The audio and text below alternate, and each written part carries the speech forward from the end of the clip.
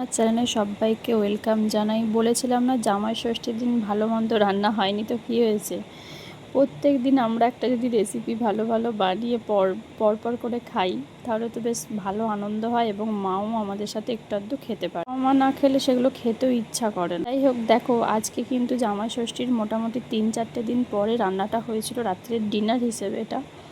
তো chilli chicken আর fried rice, chilli chicken fried rice খেতে কিন্তু আমরা সবাই ভালোবাসি, শুধুমাত্র বাপি আর ঘরের জামাইটা একটু আধটু কম ভালোবাসে, কেননা ও বেশিরভাগ ভাত ভক্ত, কিন্তু ওর কথা যেতে গেলে তো চিরকালই আমাদেরকে ভাত খেয়েই মরতে হবে, তাই না?